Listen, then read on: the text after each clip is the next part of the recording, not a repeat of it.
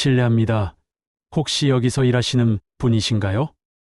늦은 저녁 지하철 1호선 부천역 지하상가의 작은 김밥 천국 앞에 정장을 깔끔하게 차려입은 중년 남성이 나타났습니다.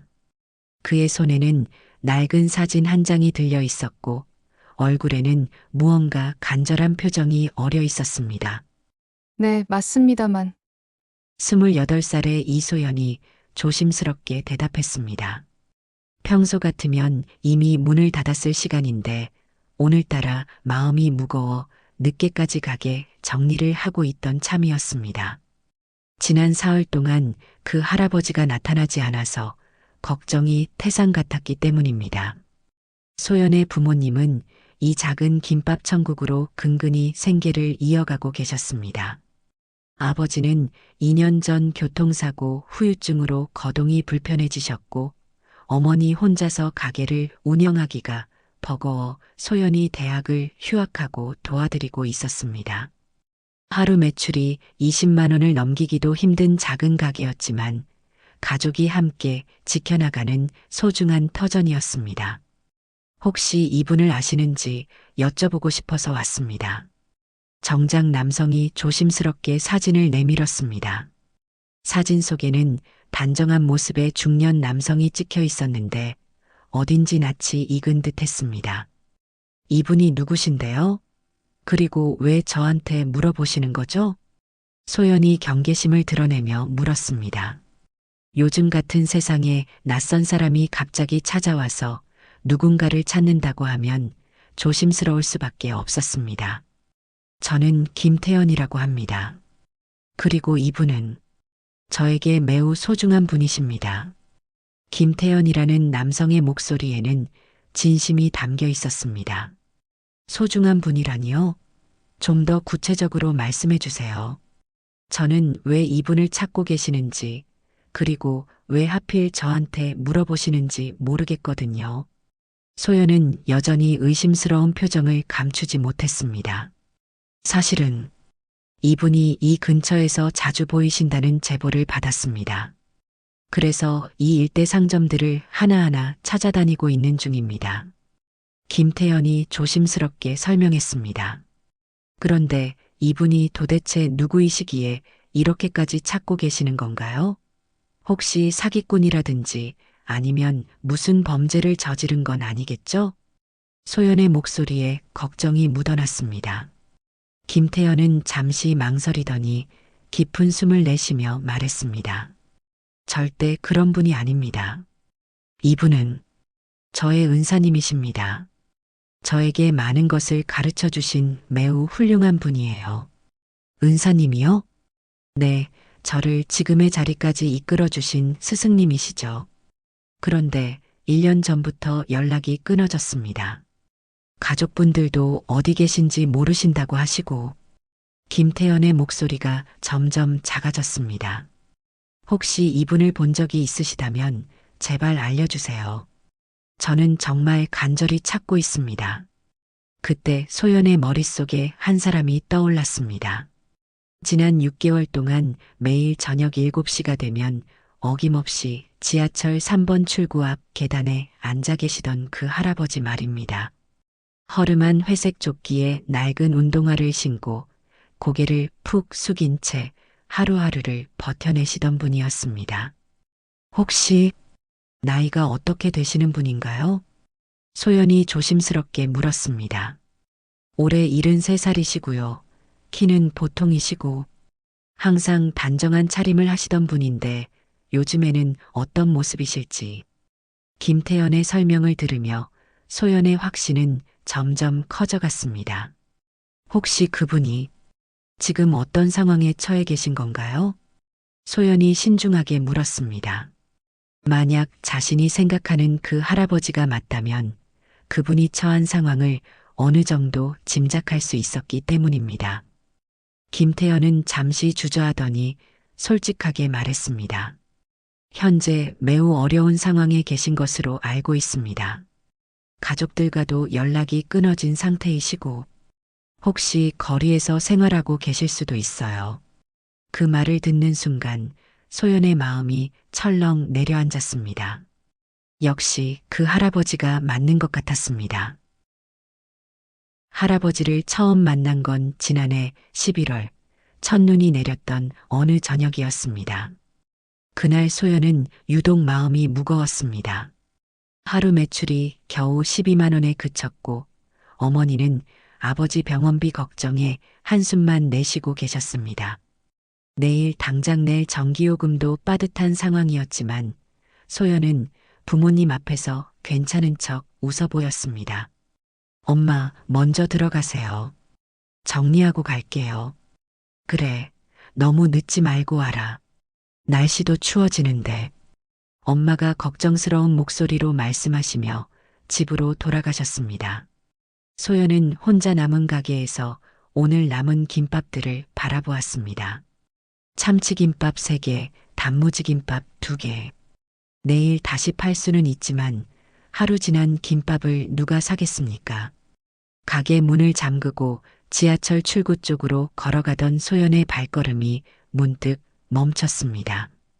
계단 한쪽 모서리에 조그맣게 웅크리고 앉아있는 한 어르신의 모습이 눈에 들어왔기 때문입니다. 첫눈이 소복소복 내리는 추운 날씨였는데 그분은 얇은 회색 조끼 하나만 걸치고 계셨습니다. 낡았지만 정갈하게 다림질된 회색 바지, 달았지만 깨끗하게 닦인 검은 구두가 눈에 띄었습니다.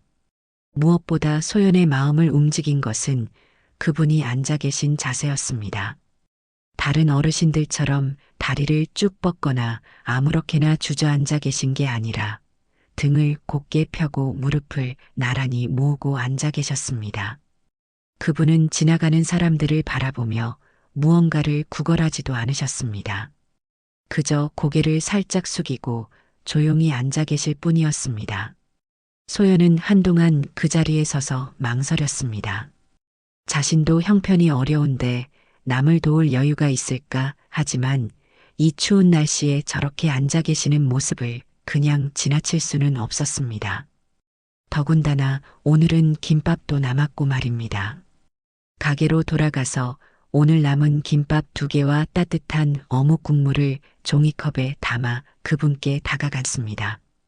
가까이 갈수록 할아버지의 모습이 더 또렷하게 보였습니다. 머리는 깔끔하게 빗어 넘기셨고 수염도 정성스럽게 깎으신 것 같았습니다. 옷은 낡았지만 구김 하나 없이 정돈되어 있었습니다. 실례합니다. 소연이 조심스럽게 말을 걸자 그분이 천천히 고개를 드셨습니다. 그 순간 소연은 깜짝 놀랐습니다. 할아버지의 눈빛이 예상과 전혀 달랐기 때문입니다. 분명 어려운 상황에 처해 계신 분 같은데도 눈빛만큼은 맑고 의연했습니다. 그리고 소연을 바라보시는 시선에는 경계심이나 간절함 대신 차분한 호기심이 어려 있었습니다. 마치 이 젊은 사람이 왜 나에게 관심을 보이는 걸까? 하는 듯한 표정이었습니다. 네. 할아버지께서 단정하게 대답하셨습니다. 목소리도 생각보다 차분하고 깊이가 있었습니다. 거칠거나 떨리지 않았고 오히려 온화한 느낌이었습니다. 추운 날씨인데 이거라도 드세요. 소연이 김밥과 따뜻한 국물을 건네려 하자 할아버지는 잠시 망설이시더니 정중하게 고개를 저으셨습니다. 고맙지만 괜찮습니다. 할아버지의 말투에는 자존심이 느껴졌습니다. 하지만 그것은 고집스러운 자존심이 아니라 오랜 세월 몸에 밴 예의 같은 것이었습니다.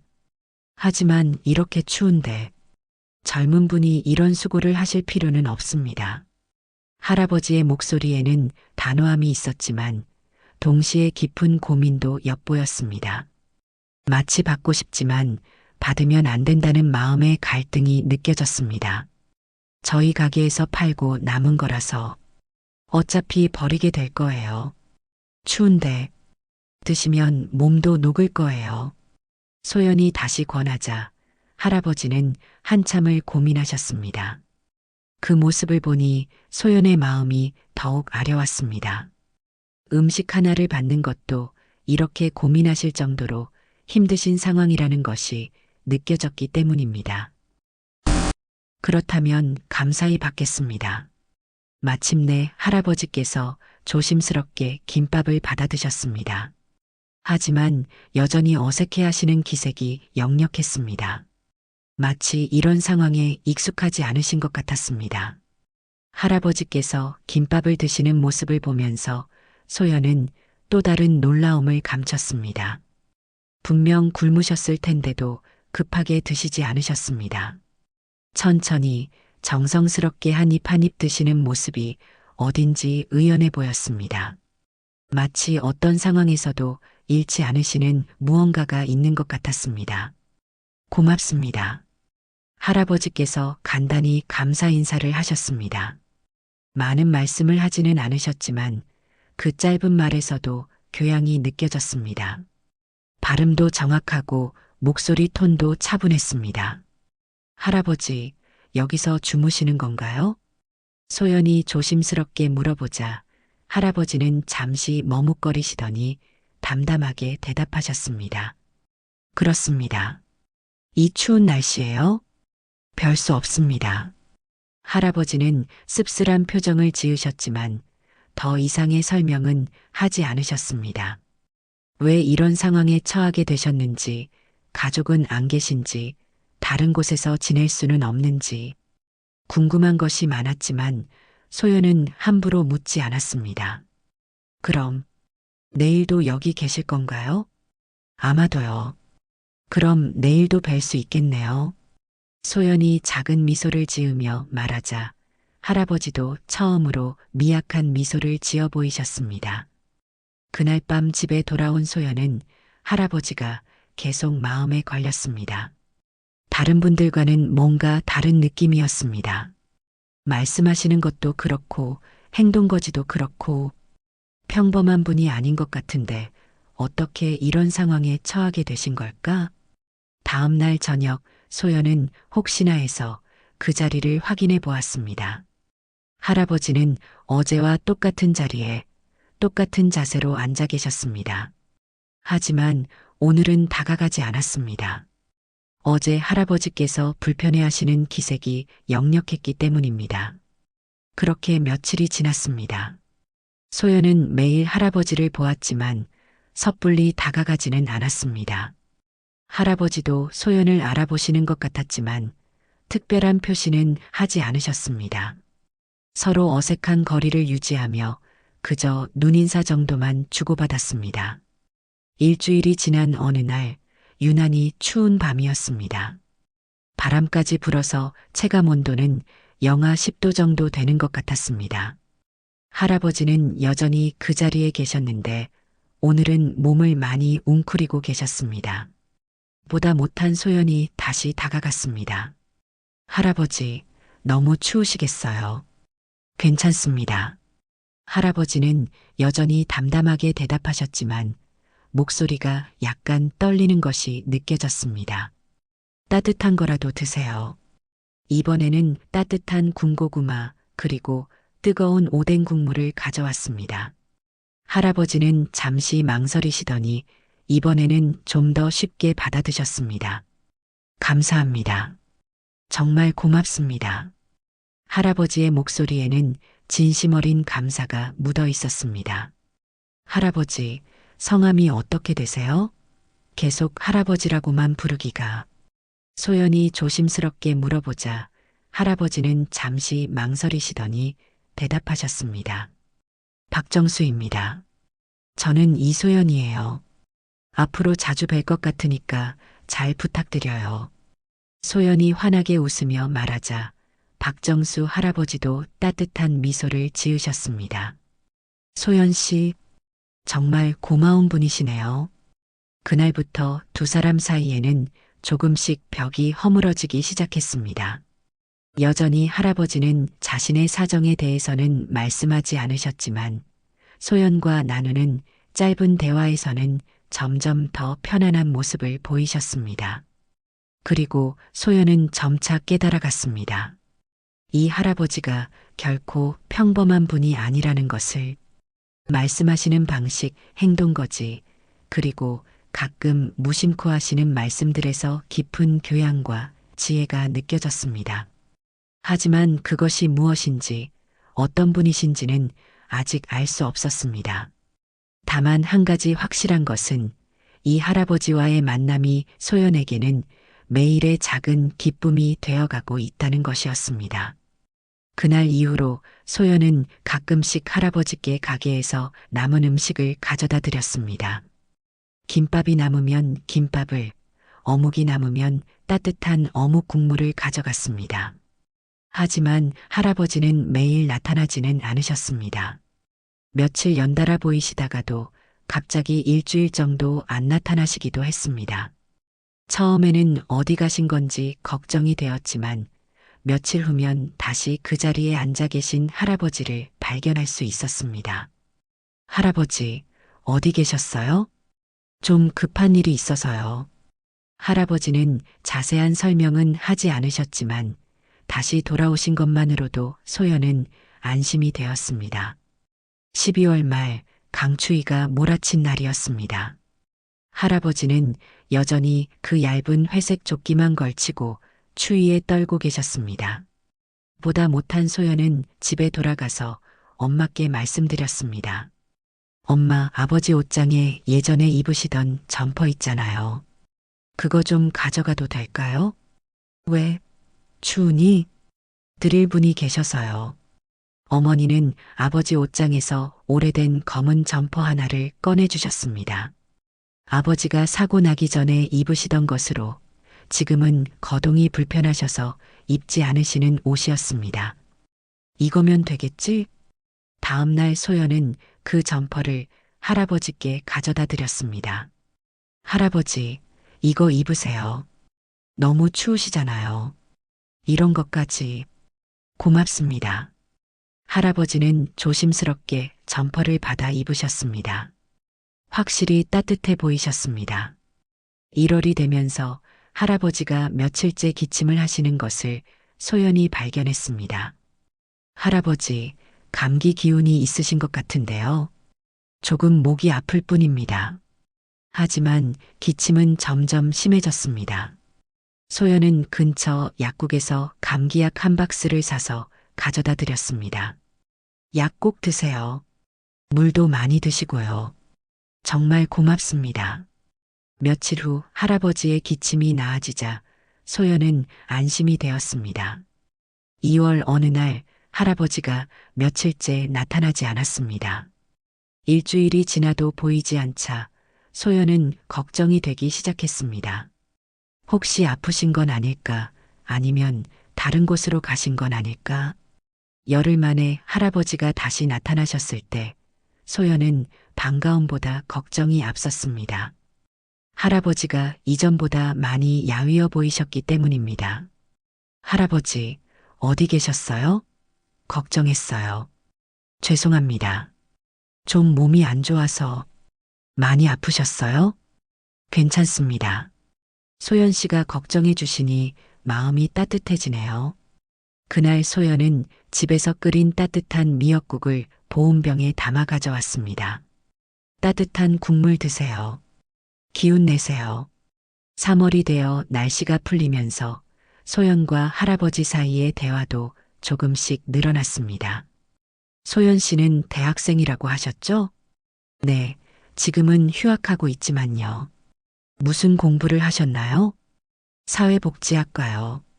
어려운 사람들을 도와주는 일을 하고 싶어서요. 할아버지의 눈빛이 순간 달라졌습니다. 정말 좋은 일입니다. 이 세상에는 도움이 필요한 사람들이 많으니까요. 할아버지는 어떤 일을 하셨어요? 할아버지는 잠시 망설이시더니 모호하게 대답하셨습니다. 공적인 일을 했었습니다. 공무원이셨나 봐요. 비슷한 일이었죠. 4월, 봄바람이 불기 시작하면서 할아버지는 조금 더 자주 나타나셨습니다. 소연도 가게에 김밥이 남으면 빠뜨리지 않고 가져다 드렸습니다. 소연 씨, 가정 형편이 어려우신데 이런 걸 자꾸 주시면. 괜찮아요. 어차피 버릴 거였는데요. 하지만 소연 씨 부모님께서 뭐라고 하시지 않나요? 어머니도 좋은 일이라고 하세요. 서로 도우며 사는 게 사람이라고요. 할아버지는 그 말을 들으시고 깊이 고개를 끄덕이셨습니다. 훌륭하신 분들이시네요. 5월 어느 날 소연이 가게 일로 힘들어하고 있을 때였습니다. 할아버지, 요즘 매출이 너무 안 좋아요. 언제까지 이렇게 살아야 할지. 할아버지는 소연을 따뜻한 눈빛으로 바라보시며 말씀하셨습니다. 소연 씨, 어려운 시기일수록 초심을 잃지 마세요. 초심이요? 소연 씨가 사회복지를 공부하려고 한 이유 말입니다. 어떤 사람이 되고 싶었는지요. 할아버지의 말씀에는 묘한 깊이가 있었습니다. 지금 하고 계시는 일도 충분히 의미 있는 일이에요. 부모님을 돕는 것부터 시작해서 이웃을 돌보는 것까지 모두 사회복지의 시작 아닐까요? 그렇게 생각해 본 적은 없었는데 소연 씨는 이미 그 길을 걷고 계십니다. 6월이 되면서 두 사람의 대화는 더욱 깊어졌습니다. 할아버지, 가끔 궁금해요. 어떻게 그런 말씀을 다 하실 수 있는지. 인생을 살다 보면 자연히 깨닫게 되는 것들이 있습니다. 많은 경험을 하셨나 봐요. 좋은 경험도 있었고, 힘든 경험도 있었죠. 할아버지의 목소리에 쓸쓸함이 묻어 있었습니다.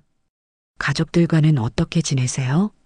그 질문에 할아버지의 표정이 순간 어두워졌습니다. 사정이 복잡합니다. 더 이상 묻기는 어려웠습니다. 하지만 소연은 할아버지께 깊은 상처가 있다는 것을 느낄 수 있었습니다. 어느 날 할아버지가 갑자기 몸살 기운이 있어 보이자 소연은 또다시 감기약을 사서 가져다 드렸습니다. 할아버지, 약 드시고 푹 쉬세요. 소연 씨 같은 분을 만나서 정말 다행입니다. 저야말로 할아버지 덕분에 많은 걸 배우고 있어요. 그렇게 6개월이 흘렀습니다. 소연이 할아버지께 해드릴 수 있는 것들은 많지 않았습니다.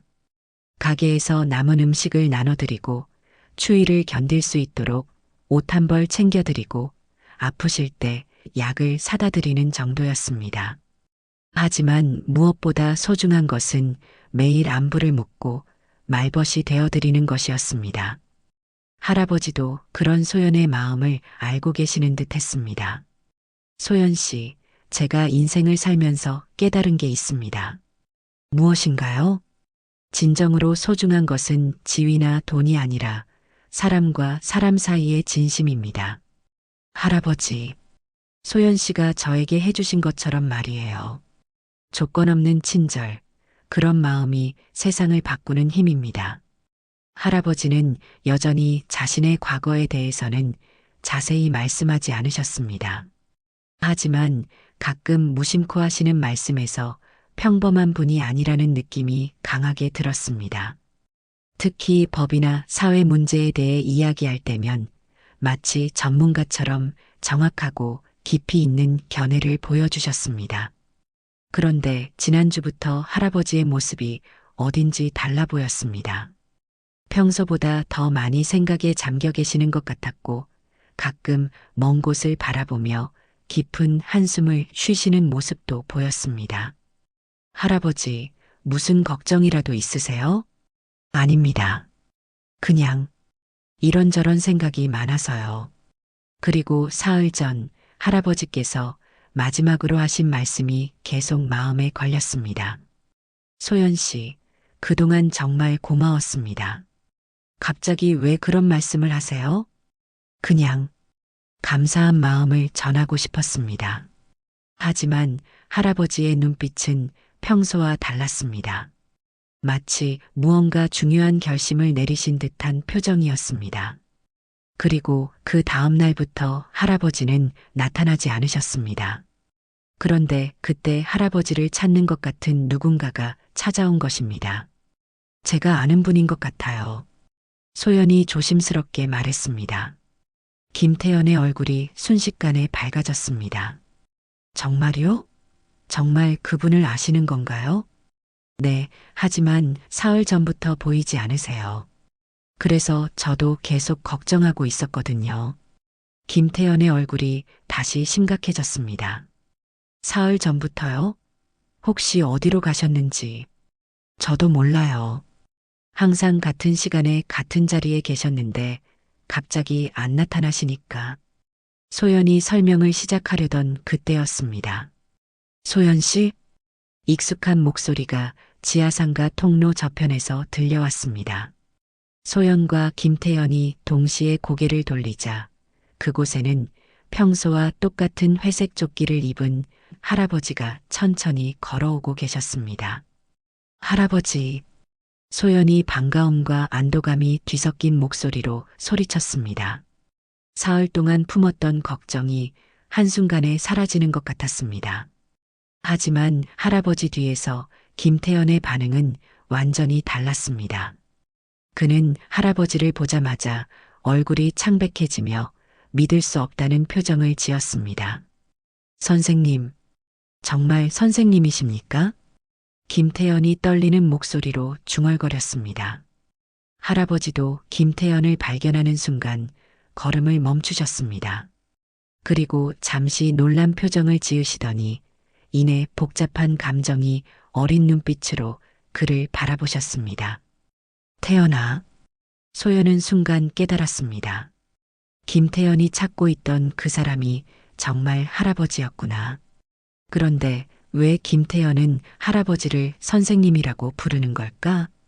할아버지, 이분과 어떻게 아세요? 소연이 조심스럽게 물어보자 할아버지는 깊은 한숨을 내쉬셨습니다. 소연 씨, 말씀드리지 못한 것이 있었습니다. 그때 김태연이 갑자기 할아버지 앞에 깊게 인사를 했습니다. 박정수 선생님, 그동안 어디 계셨습니까? 온 나라를 다 뒤져서 찾았습니다. 김태연의 목소리에는 간절함과 안도감이 뒤섞여 있었습니다. 태연아, 일어나거라. 이런 곳에서 그러면 안 됩니다. 선생님께서 이런 곳에서 이런 모습으로 계시는 동안 저는 제가 무엇을 하고 있었는지 김태연의 눈에서 눈물이 쏟아져 내렸습니다. 소연은 이 상황이 점점 더 이해가 되지 않았습니다. 할아버지, 이분이 왜 선생님이라고 부르시는 거예요? 소연이 혼란스러워하며 물어보자 김태연이 소연을 바라보며 조심스럽게 대답했습니다. 혹시 박정수 선생님이 어떤 분이신지 아시나요? 아니요. 그냥 박정수 할아버지로만. 김태연이 깊은 숨을 내쉬며 말했습니다. 박정수 선생님은 대한민국 대법관을 역임하신 분입니다. 그 말을 들은 순간 소연의 머릿속이 하얗게 변했습니다. 대법관님이요? 소연이 믿을 수 없다는 표정으로 할아버지를 바라보자 할아버지는 쓸쓸한 미소를 지으시며 고개를 끄덕이셨습니다. 그렇습니다, 소연 씨. 죄송합니다. 말씀드리지 못해서. 하지만 어떻게 대법관님이 왜? 소연은 말을 잇지 못했습니다. 지난 6개월 동안 자신이 김밥과 어묵 국물을 가져다 드렸던 할아버지가 대법관이었다니. 그때 지하상가 저편에서 급한 발걸음 소리가 들려왔습니다. 김 판사님, 김 판사님. 한 남성이 숨을 헐떡이며 뛰어왔습니다. 정장을 입은 30대 후반의 남성이었습니다. 박 대법관님을 찾으셨다고 연락받고 급히 왔습니다. 소연은 점점 더 현실감을 잃어갔습니다. 이 모든 상황이 꿈만 같았습니다. 할아버지, 아니 대법관님. 소연이 어떻게 불러야 할지 몰라 머뭇거리자 할아버지가 따뜻하게 말씀하셨습니다. 소연 씨, 저는 여전히 그냥 할아버지입니다. 소연 씨에게는 말이에요. 하지만 대법관님이시라니. 지위나 직책은 중요하지 않습니다. 중요한 건 소연 씨와 제가 나눈 마음이죠. 김태연이 조심스럽게 물어보았습니다. 선생님, 도대체 어떻게 이런 일이, 왜 연락을 끊으신 겁니까? 할아버지의 얼굴이 순간 어두워졌습니다. 긴 이야기이다, 태연아. 시간은 충분합니다. 선생님께서 왜 이런 고생을 하고 계시는지 꼭 알고 싶습니다. 김태연의 간절한 말에 할아버지는 잠시 망설이시더니 고개를 끄덕이셨습니다. 그럼 어디 조용한 곳에서 이야기하자. 네 사람은 근처 카페로 들어가 구석진 자리에 앉았습니다. 할아버지는 깊은 숨을 내쉬며 무거운 입을 열기 시작하셨습니다. 모든 것이 2년 전부터 시작되었어. 할아버지의 목소리가 떨렸습니다. 내 아들 민석이 IT 벤처회사에 투자한다고 했지. 그런데 처음에는 큰 금액이 아니었어요. 단지 5천만 원 정도의 소액 보증만 부탁했다. 소연은 숨을 죽이고 할아버지의 이야기를 들었습니다. 아버지, 이건 그냥 형식적인 보증서예요. 투자사에서 요구하는 절차일 뿐이고 실제로는 전혀 위험이 없습니다라고 하더군. 서류도 그럴듯했고 투자 계약서도 보여줬어. 게닥이 잘못되더라도 소액이라. 할아버지의 눈에 후회의 빛이 스쳤습니다. 법관으로 40년을 살았지만 내 아들을 의심할 수는 없었지. 서류를 자세히 들여다보지도 않고 도장을 찍어줬어. 김태연이 안타까운 표정을 지었습니다. 그 후로 3개월마다 민석이가 찾아왔어. 사업이 확장되고 있다. 더 큰 투자가 들어온다면서 추가 보증을 요청했지. 매번 이번이 마지막이라고 했어. 그때마다 서류를 확인하지 않으셨습니까? 확인했지. 하지만 모든 서류가 완벽했어. 나중에 알았지만 모두 위조된 것들이었어. 할아버지의 목소리에 배신감이 묻어 있었습니다. 투자사 이름, 계약서, 심지어 통장 잔고까지 모든 게 가짜였지. 내 아들이 나를 속이기 위해 이렇게까지 치밀하게 준비할 줄은 몰랐어. 소연의 가슴이 철렁 내려앉았습니다. 1년 전 어느 날 갑자기 은행에서 연락이 왔어. 총 120억 원의 연대보증 채무가 있다고. 그때야 모든 진실을 알게 되었어. 120억이요? 김태연이 충격을 받은 표정으로 물어보자 할아버지는 고개를 끄덕이셨습니다. 민석이는 내 명의로 여러 금융기관에서 돈을 빌렸어. 사업 자금이라고 하면서. 하지만 그 돈은 모두 투자가 아니라 도박과 주식에 날린 것이었지. 그때 아드님은 뭐라고 하셨습니까? 민석이를 불러서 따졌지. 그런데 민석이가 하는 말이 아버지, 저도 어쩔 수 없었어요. 사업이 망하니까 다른 방법을 찾을 수밖에 없었어요 라고 하더군. 할아버지의 손이 떨리기 시작했습니다. 그러면서 하는 말이 어차피 아버지는 돈이 많으니까 해결하실 수 있잖아요 라고. 내가 40년간 법관으로 살면서 모은 재산을 당연하게 생각하더군. 법적으로 대응하실 생각은 안 하셨습니까? 김태연이 조심스럽게 물어보자 할아버지는 쓴웃음을 지으셨습니다. 그게 가장 큰 문제였지. 내 아들을 사기죄로 고발할 수는 없었어. 왜요? 40년간 법관으로 살면서 쌓아온 명예와 체면이 있었어. 대법관이 자기 아들을 법정에 세웠다는 소문이 나면 내 평생의 업적이 모두 무너질 것 같았어. 소연은 할아버지의 고민이 얼마나 깊었을지 이해할 수 있었습니다. 더군다나 언론에서도 가만히 있지 않을 거였어요. 대법관 가족 스캔들, 법관의 자질 논란 이런 식으로 내가 그동안 내린 모든 판결까지 의심받을 수 있었지. 그래서 조용히 해결하려고 하신 거군요. 그래. 집을 팔고 평생 모은 예금을 모두 털어서 빚을 갚으려 했지.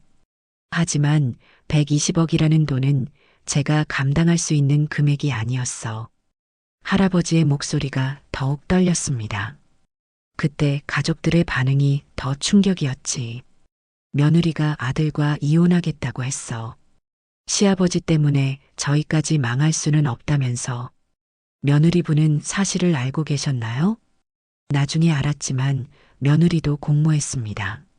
민석이 혼자서는 그렇게 정교한 서류를 만들 수 없었거든요. 며느리가 회계사 출신이라 도움을 줬던 거죠. 소연의 눈에서 눈물이 흘러내렸습니다. 손자까지 데리고 친정으로 가버렸습니다. 할아버지와는 더 이상 관계없다고 하면서 10살짜리 손자가 저를 보며 할아버지는 나쁜 사람이라고 하더군요. 그 어린 손자까지 가족들이 아이에게 그렇게 말한 모양이었어요. 그 순간 정말 모든 걸 포기하고 싶었습니다. 할아버지의 목소리가 거의 들리지 않을 정도로 작아졌습니다. 결국 저 혼자 남게 되었습니다. 채권자들은 매일 찾아와서 협박하고 이웃들의 시선도 차가워졌어요. 그 나이에 아들 보증을 서다니 어리석다는 말들을 들어야 했습니다. 그래서 집을 나오신 겁니까? 더 이상 버틸 수가 없었어. 법적으로는 개인회생이나 파산 신청을 할 수도 있었지만 대법관 출신이 그런 절차를 밟는다는 것이 견딜 수 없었어. 할아버지가 소연을 바라보셨습니다. 무엇보다 가족들의 배신이 가장 컸습니다. 제가 평생을 바쳐 지킨 것들이 하루아침에 무너져 내렸으니까요. 그래서 모든 걸 내려놓고 나오신 거군요. 네. 1년 전 어느 추운 겨울날 가진 것이라고는 몸에 입은 옷 한 벌뿐이었습니다. 할아버지가 소연을 따뜻하게 바라보며 말했습니다. 그러다가 소연 씨를 만났습니다. 처음으로, 정말 처음으로 조건 없는 친절을 받았어요. 소연의 눈물이 더욱 많아졌습니다. 소연 씨는 제가 누군지도 모르면서 그냥 한 사람의 어려운 이웃으로 대해주었거든요. 그때 깨달았습니다. 진짜 소중한 것은 지위나 명예가 아니라 사람의 마음이라는 걸요. 김태연이 주먹을 불끈 쥐며 말했습니다. 선생님, 하지만 아직 늦지 않았습니다. 법적으로 해결할 방법이 있어요. 태연아. 할아버지가 김태연을 말렸습니다. 대법관님, 실은 전해드릴 소식이 있습니다. 이정호가 가방에서 서류 몇 장을 꺼냈습니다. 아드님이 해외에서 체포되었습니다. 아드님이 해외에서 체포되었습니다. 이정호의 말에 할아버지의 얼굴이 굳어졌습니다. 민석이가? 네, 필리핀에서 도박 관련 사기 혐의로 현지 경찰에 체포되었습니다. 한국 정부에서 송환을 요청한 상태고요.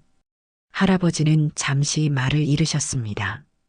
아무리 자신을 배신한 아들이라지만 여전히 피를 나눈 가족이었습니다. 언제 일이지? 일주일 전입니다. 그런데 이정호가 말을 머뭇거리자 김태연이 대신 말했습니다. 사실 저희가 대법관님을 찾게 된 이유도 그 때문입니다. 무슨 말인가? 그때 카페 입구가 소란스러워졌습니다. 정장을 입은 여성과 한 아이가 급하게 들어오고 있었습니다. 여성은 40대 중반으로 보였고 아이는 초등학생 정도였습니다. 저기 계시네요. 여성이 할아버지를 발견하고는 빠른 걸음으로 다가왔습니다. 할아버지의 얼굴이 순간 굳어졌습니다. 아버님. 여성이 할아버지 앞에 서자 소연은 이 사람이 누구인지 짐작할 수 있었습니다. 할아버지의 며느리였습니다. 영미야. 아버님, 정말 여기 계셨군요. 얼마나 찾았는지 몰라요. 며느리 박영미는 마치 할아버지를 정말 그리워했다는 듯이 연기했습니다. 하지만 할아버지의 표정은 차가웠습니다. 할아버지. 뒤에서 11살 정도의 남자아이가 뛰어왔습니다. 할아버지, 정말 할아버지네요. 아이는 순수하게 할아버지를 반겨했습니다. 할아버지의 표정이 잠시 부드러워졌지만 곧 다시 굳어졌습니다. 성민아. 할아버지, 어디 계셨어요? 엄마가 계속 찾았어요. 아이는 지난 1년 전 일을 잘 기억하지 못하는 듯 했습니다. 박영미가 급히 아이를 진정시키고 할아버지께 말했습니다. 아버님, 일단 집으로 가시죠. 이런 곳에서 이러시면 안 되잖아요. 무슨 일로 왔나? 할아버지의 목소리가 차가웠습니다. 갑자기 왜 그러나? 1년 전에는 나랑 관계없다고 하지 않았나? 박영미의 얼굴이 순간 당황스러워졌습니다. 아버님, 그때는 상황이 너무 복잡해서 그랬어요. 지금은 다르잖아요. 뭐가 달라졌나? 할아버지의 목소리가 더욱 차가워졌습니다. 그때 김태연이 조심스럽게 입을 열었습니다. 박영미 씨, 혹시 남편분이 체포되었다는 소식을 들으셨습니까? 박영미의 얼굴이 순간 굳어졌습니다. 그래서 온 거예요.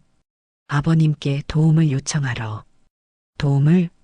할아버지의 눈빛이 차갑게 변했습니다. 민석이를 구하려면 변호사도 선임해야 하고 송환 절차도 밟아야 하고 그런데 저희에겐 그럴 능력이 없어요. 박영미가 울먹이며 말했습니다. 그래서 아버님께 부탁드리려고. 아버님이라면 법조계에 인맥도 많으시고 할아버지가 씁쓸하게 웃으셨습니다. 내가 뭘 할 수 있겠나? 나는 이미 모든 걸 잃었는데. 하지만 아버님의 명성이면. 명성? 할아버지의 목소리가 높아졌습니다. 내 명성을 망친 게 누구인가? 민석이 아닌가? 박영미가 당황해했습니다. 아버님, 그래도 민석이는 아버님의 아들이잖아요. 그리고 박영미가 갑자기 소연을 바라보며 말했습니다. 아버님이 이런 곳에서 이런 생활을 하고 계신다는 걸 언론에서 알면 어떻게 되겠어요? 가족들의 체면도 있잖아요. 그 말을 들은 순간 소연의 얼굴이 굳어졌습니다. 이 사람은 할아버지를 걱정하는 게 아니라 자신들의 체면만 걱정하고 있었습니다. 할아버지도 분노가 치밀어 오르는 것 같았습니다. 체면이라. 아버님, 저희도 어쩔 수 없었어요. 그때 상황이 너무 급박해서. 하지만 이제는 다시 가족이 되어서 잘 지낼 수 있잖아요. 성민이가 할아버지 옆에 가서 말했습니다. 할아버지, 집에 가요. 저 할아버지 보고 싶었어요. 아이의 순수한 말에 할아버지의 표정이 잠시 흔들렸지만 박영미의 다음 말이 모든 걸 망쳤습니다. 그리고 성민이 대학 준비도 해야 하는데 할아버지께서 도와주시면. 또 돈 이야기인가? 할아버지의 얼굴이 분노로 일그러졌습니다. 아니에요, 아버님. 그게 아니라. 그럼 뭐란 말이냐? 할아버지가 처음으로 큰 소리를 내셨습니다. 카페 안에 다른 손님들이 모두 이쪽을 바라봤습니다. 1년 전에 너희들이 나한테 한 말 기억하나? 아버님 때문에 우리가 망할 수는 없다. 더 이상 관계없다고 하지 않았나? 성민이가 무서워하며 엄마 뒤로 숨었습니다. 박영미가 변명하려 했습니다. 아버님, 그때는 정말. 그리고 성민이에게 할아버지가 나쁜 사람이라고 가르친 것도 너 아닌가? 그건 아이가 이해하기 어려운 상황이어서. 어려운 상황? 할아버지가 일어서셨습니다. 그래서 손자에게 할아버지를 나쁜 사람으로 만든 거냐? 박영미가 급히 말했습니다. 아버님, 지난 일은 지난 일이고 이제 앞으로 잘 지내면 되잖아요. 앞으로? 할아버지가 비웃듯이 말씀하셨습니다. 민석이가 감옥에 가면 또 나를 외면할 거 아닌가? 필요할 때만 찾고 필요 없으면 버리고. 그런 게 아니에요. 박영미의 목소리가 높아졌습니다. 아버님도 가족이잖아요. 가족이 어려울 때 도와주는 게 당연한 거 아닌가요? 그 말을 들은 소연이 더 이상 참을 수 없었습니다. 가족이요? 소연이 일어서서 박영미를 바라보았습니다. 할아버지가 어려우실 때는 어디 계셨나요? 지난 1년 동안 할아버지가 지하철역에서 추위에 떨고 계실 때 가족은 뭘 하고 계셨죠? 박영미가 당황했습니다. 당신은 누구세요? 가족 일에 왜 끼어들어요? 저는 지난 6개월 동안 할아버지 옆에서 지켜본 사람이에요. 가장 가까이에서. 소연의 목소리가 떨렸습니다. 박영미가 갑자기 소연을 향해 화를 냈습니다. 당신 때문이에요. 당신이 아버님을 부추기고 있는 거 아니에요? 뭐라고요? 아버님을 이용해서 뭘 얻으려는 거죠? 돈? 아니면 재산? 그 순간 할아버지가 벌떡 일어나셨습니다. 그만해. 할아버지의 목소리가 카페 전체에 울려 퍼졌습니다. 소연 씨는 나에게 그 어떤 것도 바라지 않았다. 단지 한 사람의 이웃으로서 도와준 것뿐이야. 하지만 너희들과는 다르다. 소연 씨는 내가 누군지도 모르고 도와줬어. 돈도 명예도 그 어떤 것도 바라지 않고. 할아버지의 눈에 눈물이 맺혔습니다. 이제 나에게 진짜 가족은 소연 씨뿐이다. 너희들은 더 이상 내 가족이 아니야. 박영미의 얼굴이 창백해졌습니다.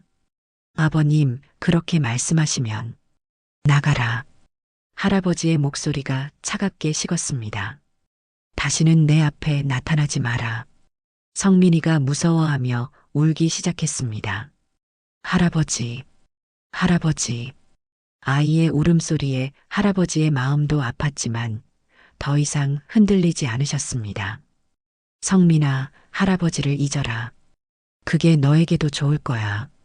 박영미가 아이를 안고 일어섰습니다. 좋아요, 아버님. 하지만 나중에 후회하실 거예요. 그리고 소연을 노려보며 말했습니다. 당신도 나중에 후회할 날이 올 거예요. 박영미는 울고 있는 성민이를 데리고 카페를 나갔습니다. 카페 안이 조용해졌습니다. 할아버지는 자리에 주저앉으시며 깊은 한숨을 내쉬셨습니다. 할아버지. 소연이 조심스럽게 부르자 할아버지가 고개를 들어 소연을 바라보셨습니다. 소연 씨, 미안합니다. 이런 일에 휘말리게 해서. 아니에요, 할아버지. 괜찮아요. 하지만 소연의 마음은 아팠습니다. 할아버지가 얼마나 상처받으셨을까. 카페 안이 조용해진 후 김태연이 조심스럽게 입을 열었습니다. 선생님, 괜찮으십니까? 할아버지는 한참을 침묵하시더니 천천히 고개를 들으셨습니다. 괜찮네. 오히려 속이 시원해. 시원하시다고요? 응. 이제야 정말 정리가 된 것 같아. 그때 이정호가 가방에서 또 다른 서류를 꺼냈습니다.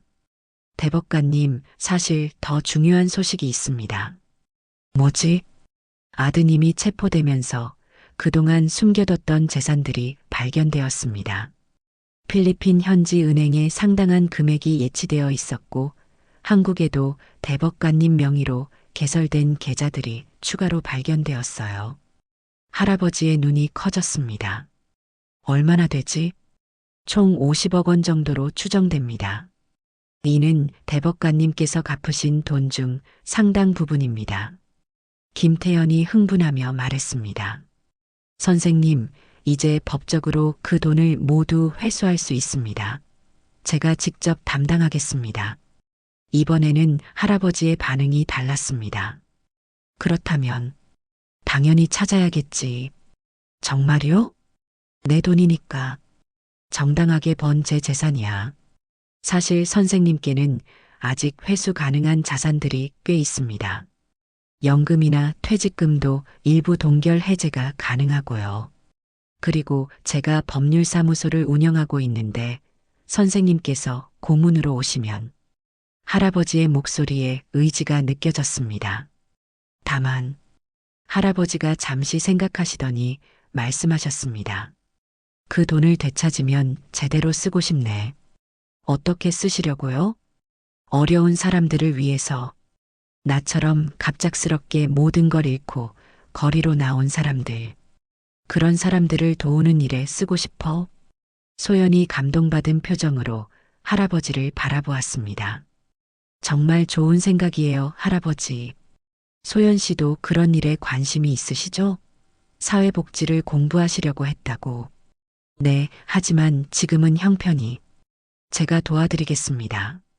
대학 복학 비용과 생활비 등. 소연이 당황했습니다. 할아버지, 그럴 수 없어요. 왜요? 저도 혼자서는 그런 일을 제대로 할 수 없어요. 전문 지식이 필요하거든요. 할아버지가 현실적으로 말씀하셨습니다. 소연 씨가 사회복지를 제대로 공부하시고 저는 법률적인 부분과 자금을 담당하면 좋은 팀이 될 수 있을 것 같은데요. 김태연이 고개를 끄덕였습니다. 정말 좋은 계획이네요. 법조인의 경험과 사회복지 전문가가 함께하면. 그렇지, 그렇게 생각해. 할아버지가 소연을 바라보며 말씀하셨습니다. 소연 씨, 어떻게 생각하세요? 소연이 진지하게 고민하더니 말했습니다. 정말, 정말 그래도 될까요? 물론이죠. 다만 조건이 있어요. 조건이요? 열심히 공부하셔야 해요. 그리고 나중에 정말 어려운 사람들을 도와주세요. 소연이 고개를 끄덕였습니다. 네, 약속드릴게요. 이정호가 실무적으로 말했습니다. 그럼 재산 회수 절차부터 시작하겠습니다. 시간은 좀 걸리겠지만 얼마나 걸릴까? 빠르면 6개월, 늦어도 1년 안에는 대부분 회수 가능할 것 같습니다. 할아버지가 고개를 끄덕이셨습니다. 그럼 그동안은 어떻게 지내실 건가요? 소연이 걱정스럽게 물어보자 김태연이 말했습니다. 저희 법률사무소에 임시 거처가 있습니다. 당분간 거기서 지내시면서 고맙다, 태연아. 할아버지가 창밖을 바라보시며 말씀하셨습니다. 이상해. 모든 걸 잃었다고 생각했는데 오히려 새로운 시작을 할 수 있게 되었어. 할아버지께서 좋은 일을 많이 하셔서 그런 것 같아요. 소연이 진심으로 말했습니다. 아닙니다. 소연 씨를 만났기 때문이에요. 할아버지가 소연을 바라보시며 말씀하셨습니다. 소연 씨가 아니었다면 저는 아마 포기하고 살았을 거예요. 하지만 소연 씨 덕분에 다시 살아갈 이유를 찾았어요. 저도 할아버지 덕분에 많은 걸 배웠어요. 그럼 이제 정말 새로운 시작이네요. 김태연이 일어서며 말했습니다. 선생님, 그럼 오늘부터 재산 회수 절차를 시작하겠습니다. 부탁하네. 소연 씨도 대학 복학 준비하세요. 다음 학기부터 다시 시작할 수 있을 거예요. 소연이 밝은 표정으로 대답했습니다. 네, 열심히 하겠습니다. 할아버지가 소연의 손을 가볍게 잡으며 말씀하셨습니다.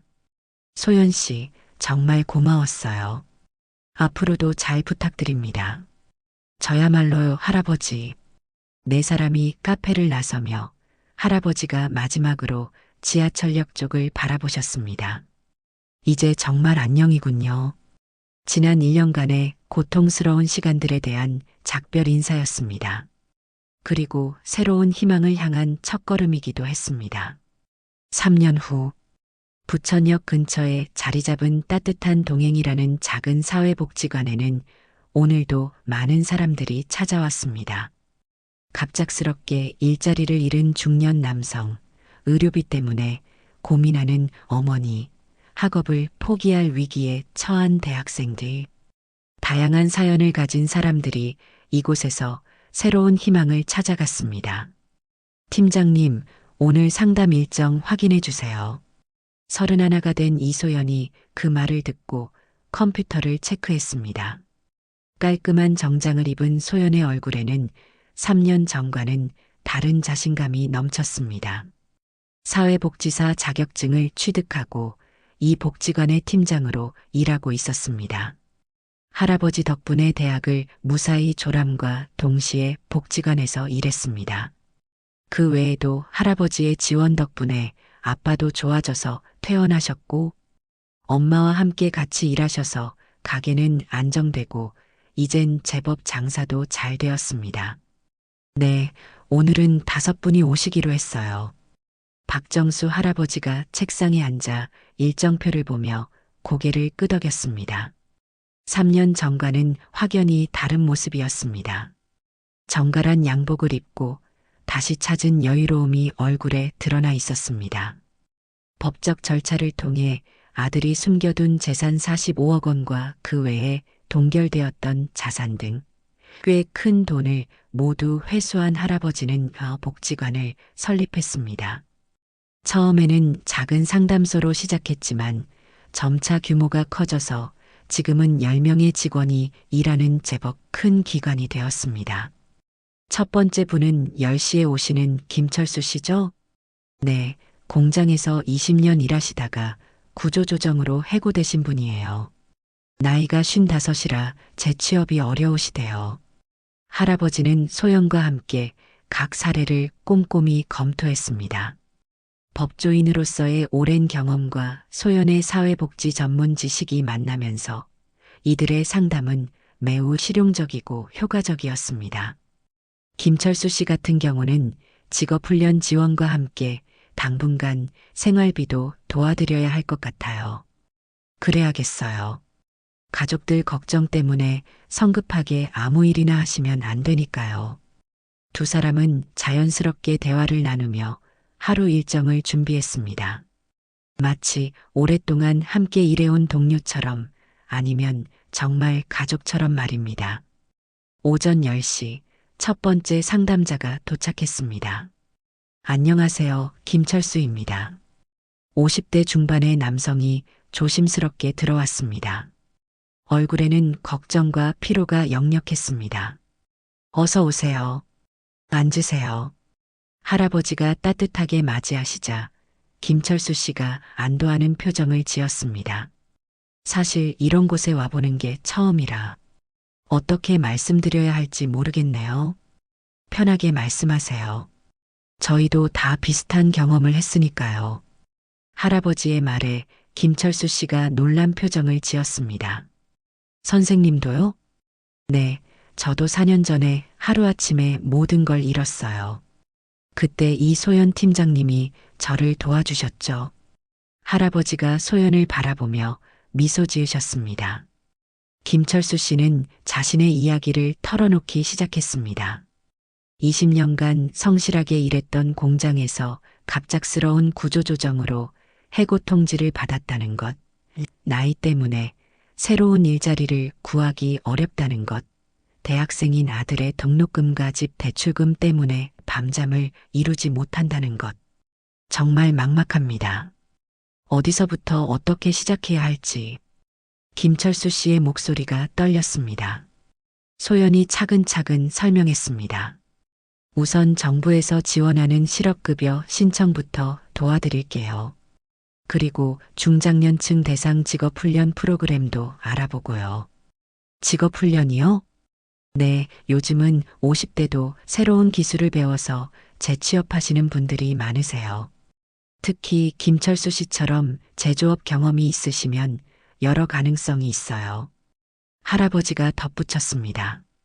그리고 당분간 생활비가 걱정되시면 저희가 도와드릴 수 있어요. 훈련 받으시는 동안에는 충분히 집중하실 수 있도록요. 김철수 씨의 눈에 희망의 빛이 스쳤습니다. 정말 그렇게 해주실 수 있나요? 물론이죠. 그런 일을 하려고 이 복지관을 만든 거니까요. 1시간 반의 상담이 끝난 후 김철수 씨는 완전히 다른 표정으로 복지관을 나섰습니다. 절망에 찬 얼굴 대신 희망과 의지가 담긴 모습이었습니다.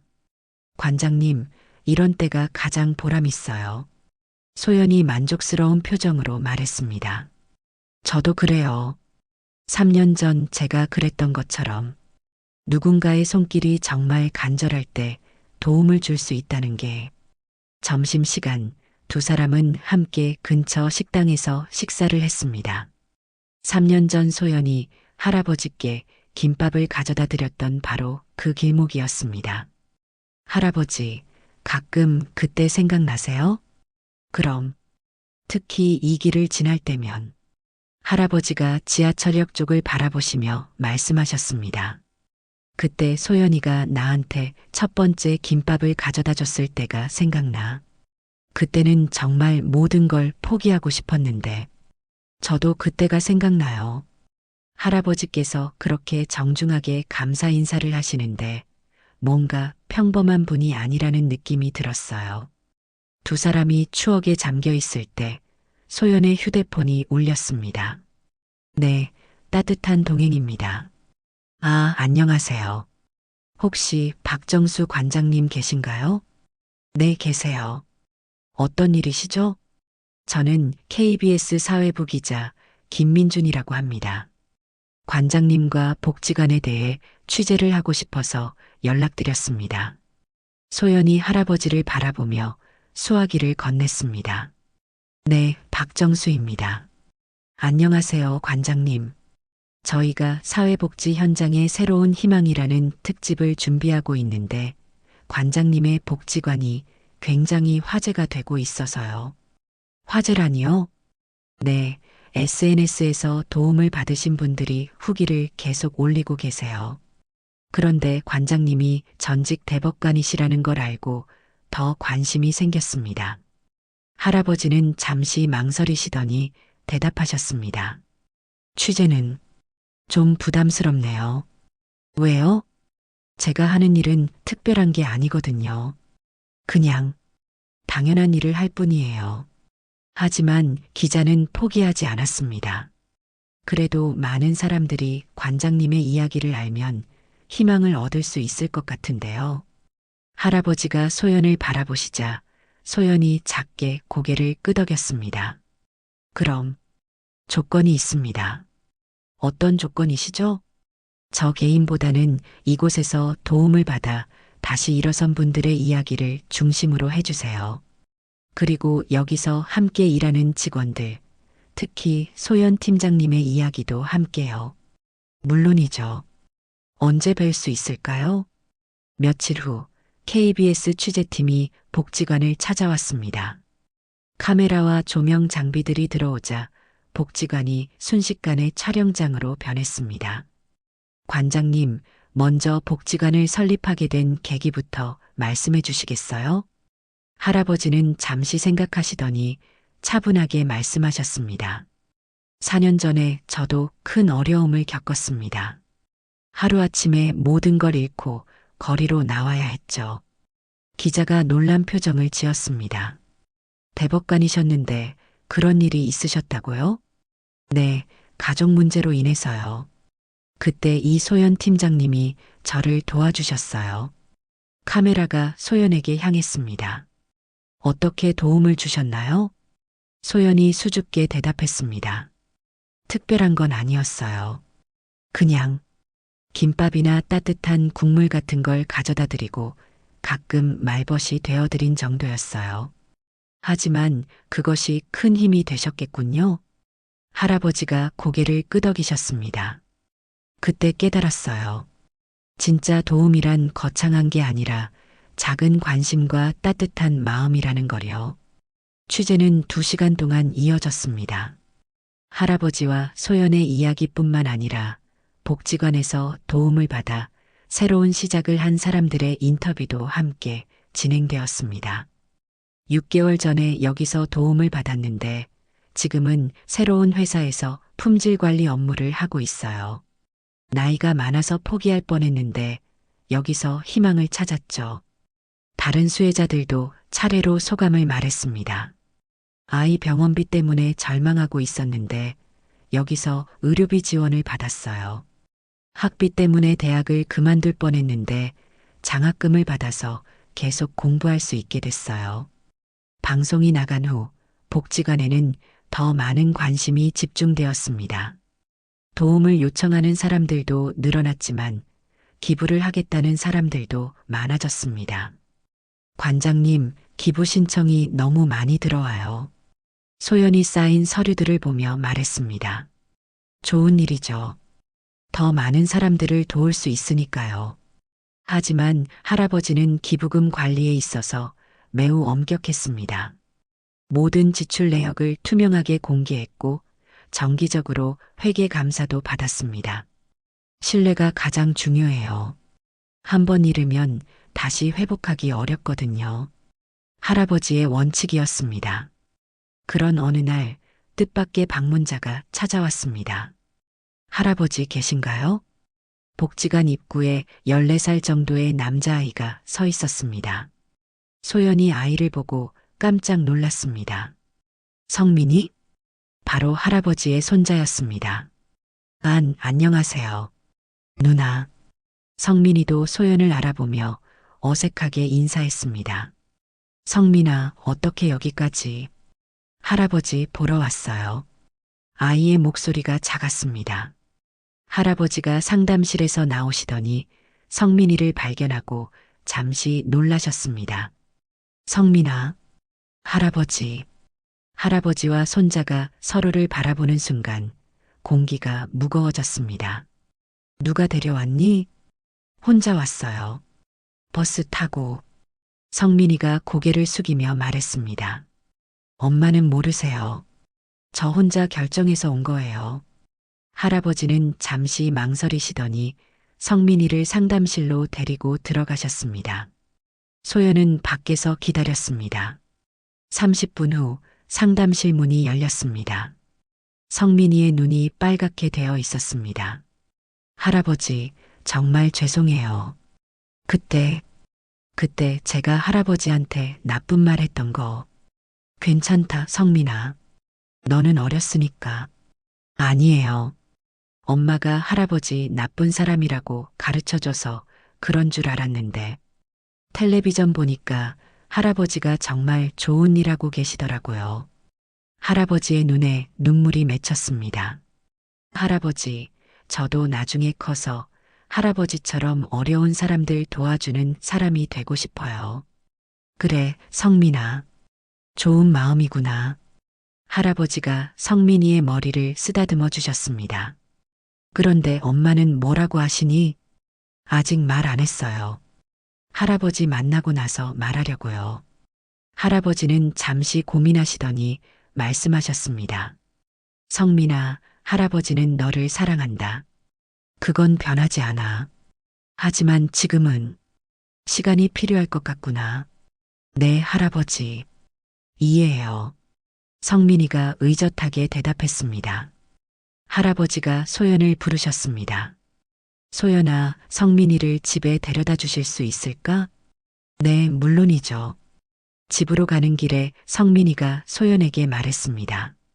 누나, 할아버지가 정말 좋아 보이세요. 그래. 네, 3년 전에는 할아버지가 너무 슬퍼 보였는데 지금은 정말 행복해 보여요. 소연의 마음이 따뜻해졌습니다. 누나가 할아버지를 행복하게 해주셨나 봐요. 그런 건 아니고 우리가 서로 힘이 되어준 거야. 성민이를 집에 데려다 준 후 소연은 복지관으로 돌아왔습니다. 할아버지는 창가에 서서 밖을 바라보고 계셨습니다. 할아버지, 괜찮으세요? 응, 괜찮아. 오히려 후련하네. 후련하시다고요? 성민이가 이렇게 자라준 게 고마워. 비록 지금은 함께 지낼 수 없지만 언젠가는 정말 가족이 될 수 있을 것 같아. 할아버지의 목소리에는 희망이 묻어 있었습니다. 그 후로도 성민이는 가끔씩 복지관을 찾아왔습니다. 어머니 박영민은 처음에 반대했지만 성민이의 끈질긴 설득에 결국 허락했습니다. 다만 할아버지와 직접 만나지는 않겠다는 조건이었습니다. 성민이는 복지관에서 자원봉사를 하며 할아버지와 소연의 일을 도왔습니다. 어려운 사람들을 돕는 일이 얼마나 보람있는지 직접 체험하면서 아이는 점점 성숙해져 갔습니다. 그렇게 1년이 더 지났습니다. 어느 가을날 복지관에서는 설립 4주년 기념 행사가 열렸습니다. 그동안 도움을 받았던 사람들과 후원자들이 모두 모여서 작은 파티를 열었습니다. 관장님, 감사 인사 한 말씀 해주세요. 직원들의 요청에 할아버지가 마이크를 잡으셨습니다. 4년 전 저는 모든 걸 잃고 절망에 빠져 있었습니다. 그때 한 분이 저에게 손을 내밀어 주셨어요. 할아버지가 소연을 바라보셨습니다. 그분 덕분에 저는 다시 일어설 수 있었고 더 나아가 이렇게 많은 분들과 함께 의미 있는 일을 할 수 있게 되었습니다. 박수 소리가 울려 퍼졌습니다. 앞으로도 저희는 어려운 상황에 처한 분들의 옆에서 함께 하겠습니다. 작은 도움이지만 진심을 다해서요. 행사가 끝난 후 할아버지와 소연은 복지관 옥상에 올라가 도시의 야경을 바라보았습니다. 할아버지, 4년 전에 이런 날이 올 거라고 생각하셨어요? 전혀 생각하지 못했어. 그때는 정말 모든 게 끝난 줄 알았거든. 저도 그때는 그냥 어려운 할아버지 한 분을 도와드린다고 생각했는데 인생이 참 신기해. 가장 절망적일 때 가장 큰 선물을 받게 되니까. 선물이요? 소연이라는 가족을 만난 거지. 소연의 얼굴에 미소가 번졌습니다. 저도 할아버지 덕분에 정말 많은 걸 배웠어요. 진짜 소중한 게 뭔지. 우리 참 좋은 팀이야. 네, 정말 좋은 팀이에요. 두 사람이 웃으며 대화를 나누고 있을 때 멀리서 성민이가 복지관 앞으로 걸어오는 모습이 보였습니다. 중학생이 된 성민이는 키도 많이 자랐고 얼굴에도 의젓함이 묻어 있었습니다. 할아버지, 성민이가 왔어요. 그래, 오늘도 자원봉사하러 온 모양이군. 성민이는 이제 매주 토요일마다 복지관에 와서 자원봉사를 했습니다. 어르신들의 말벗이 되어드리거나 간단한 사무 업무를 도와주었습니다. 할아버지, 성민이가 정말 많이 변했어요. 그래, 처음에는 그냥 아이였는데 이제는 정말 믿음직스러워졌어. 할아버지의 목소리에 자랑스러움이 묻어 있었습니다. 혹시 성민이 어머니는 아직은 직접 만나기 어려워. 하지만 성민이를 통해서 안부는 주고받고 있어. 언젠가는 화해할 수 있을 거예요. 그렇게 되기를 바래. 하지만 억지로는 안 될 것 같아. 할아버지가 현실적으로 말씀하셨습니다. 그때 소연의 휴대폰이 울렸습니다. 네, 따뜻한 동행입니다. 안녕하세요. 혹시 상담 받을 수 있을까요? 네, 물론이죠. 어떤 도움이 필요하신가요? 저는 갑자기 남편을 잃고 혼자 아이들을 키우고 있는데 목소리에서 절망감이 느껴졌습니다. 언제 오실 수 있으세요? 지금 당장 가도 될까요? 네, 오세요. 저희가 도와드리겠습니다. 소연이 전화를 끊고 할아버지를 바라보았습니다. 또 도움이 필요한 분이 계시네요. 그럼 내려가야겠네. 두 사람이 옥상에서 내려와 다시 일터로 향했습니다. 새로운 사람의 새로운 아픔을 함께 나누기 위해서요. 30분 후 30대 초반의 여성이 두 아이를 데리고 복지관에 도착했습니다. 여성의 이름은 정미라였고 6살, 4살짜리 두 아들을 키우고 있었습니다.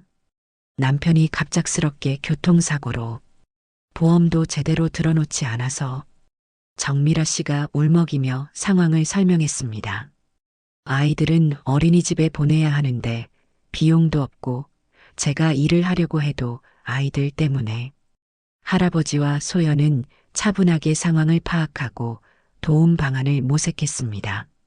우선 긴급생활비부터 지원해 드리겠습니다. 그리고 아이들 어린이집비도 저희가 도와드릴게요. 정말 그렇게 해주실 수 있나요? 물론이죠. 그리고 정미라 씨가 취업 준비하시는 동안 아이들 돌봄 서비스도 연결해 드릴게요. 3시간의 상담이 끝난 후 정미라 씨는 완전히 다른 표정이 되어 있었습니다. 정말 감사합니다. 어디서부터 어떻게 해야 할지 막막했는데 천천히 하세요. 저희가 계속 도와드릴 테니까요. 정미라 씨와 아이들이 돌아간 후 할아버지가 소연에게 말씀하셨습니다. 소연아, 4년 전에 내가 저 상황이었어. 그랬죠. 그때 할아버지도 정말 막막하셨을 텐데. 맞아. 그때 소연이 내가 나에게 김밥 하나를 건네주셨을 때 그게 얼마나 큰 힘이 되었는지 몰라. 할아버지의 목소리가 감사함으로 가득했습니다. 이제 저희가 그 역할을 할 수 있게 되어서 정말 다행이에요. 해가 질 무렵 성민이가 자원봉사를 마치고 할아버지께 인사를 드렸습니다. 할아버지, 저 이제 집에 가봐야 해요. 그래, 성민아. 오늘도 고생했다. 할아버지, 제가 고등학생이 되면 더 많은 일을 도와드릴 수 있을 것 같아요. 고마워, 성민아. 하지만 무엇보다 공부를 열심히 해야 한다. 네, 알고 있어요. 나중에 할아버지처럼 사람들을 도와주는 일을 하고 싶거든요. 성민이가 떠난 후 할아버지와 소연은 하루 일과를 정리했습니다. 할아버지, 오늘도 수고하셨어요. 소연이도 고생했어. 내일은 어떤 분들이 오실까요? 글쎄. 하지만 누가 오든 최선을 다해서 도와야지. 네, 그렇게 해요. 복지관 문을 잠그고 나오면서 할아버지가 4년 전을 떠올렸습니다. 추운 겨울날 지하철역 계단에 앉아있던 그때를 말입니다. 소연아? 네. 정말 고마워. 소연이 내가 아니었다면 할아버지도 저에게 정말 많은 걸 가르쳐 주셨어요. 우리 앞으로도 계속 이렇게 함께 하자. 당연하죠. 저희는 가족이니까요. 두 사람이 부천역 쪽으로 걸어가면서 석양이 그들의 뒤를 따뜻하게 비췄습니다.